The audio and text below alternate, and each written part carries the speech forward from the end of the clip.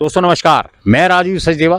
आज मैं खड़ा हूं जी परमाणु के अंदर और एक ऐसी चीज बताने जा रहा हूं जिसको सोचने के बाद, जिसको देखने के बाद अधिकारियों की शायद आंखें खुलनी चाहिए और खुलनी चाहिए आंखें सरकार की। 13 या 14 अप्रैल की रात को परमाणु के सेक्टर 2 में एक फैक्ट्री में आग लगी। आग बहुत भयानक थी। वहां पर कुछ प्लास्टिक का मटेरियल बनता था, ये बताया जाए प्लास्टिक इलेक्ट्रिकल मटेरियल, ठीक है जी, जो बड़ी तेजी से आग पकड़ता है। साहब, हम आरटीआई लगाते हैं, आरटीआई से एक चीज पूछते हैं सरकार से, और सरकार के अंदर बैठे हुए लोग हमारे को प्रॉपर तरीके से जवाब नहीं देते। ये मेरे हाथ में जो लिस्ट है, ये इंडस्ट्री की लिस्ट निकाली गई है कि हमारे यहाँ कितनी इंडस्ट्रीज हैं। परमाणु इंडस्ट्रियल एसोसिएशन के लोगों से बात करते हैं, हिमुडा से बात करते हैं, बिजली सप्लाई विभाग है उससे बात करते हैं, ईओ साहब से बात करते हैं और ये इंडस्ट्री ऑफिस से बात करते हैं। किसी की कोई स्टेटमेंट आपस में नहीं मिलती। दोस्तों, सवाल अब इस बात का आता है कि जिस फैक्ट्री में आग लगी, क्या वो फैक्ट्री उसकी अपनी थी? अगर अपनी थी तो इस लिस्ट में शायद कहीं ना कहीं उसका नाम होना चाहिए। मैंने पूरा खंगाला, मुझे नजर नहीं आया। मेरे उस फैक्ट्री के ऑनर से बात भी हुई, मैं उस विषय में नहीं जानना चाहता।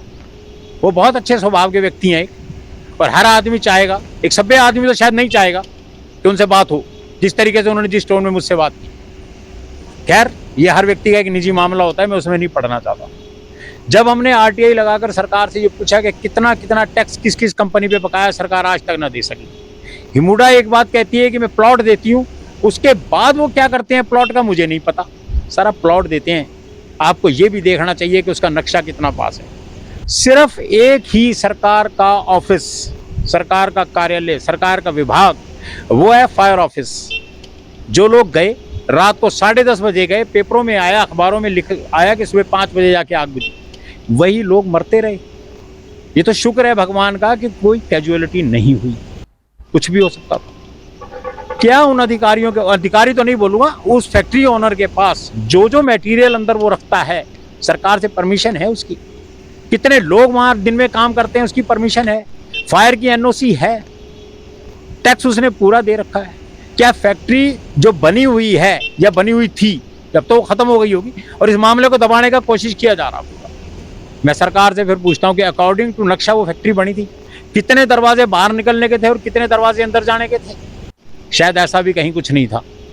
साहब, लोगों की जान बड़ी कीमती है। और सुक्कू साहब, मैं ये डायरेक्ट आपको भेजूंगा, क्योंकि बताया जाता है वो आदमी बहुत पावरफुल है।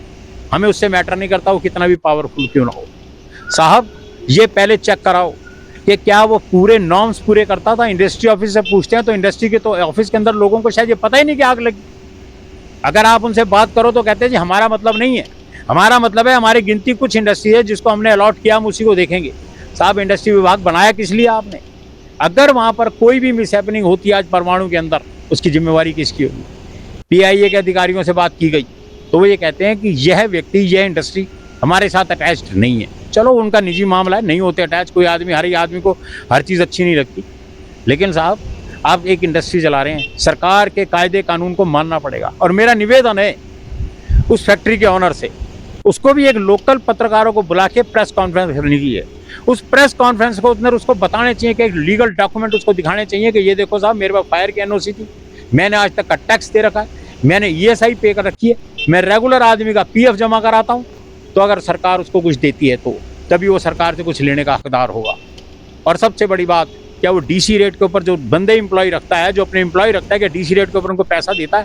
या सरकार के जो मिनिमम वेज है क्या वो देता है?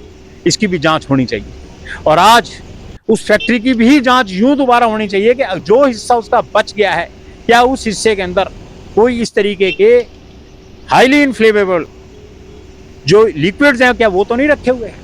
कुछ भी हो सकता था साहब।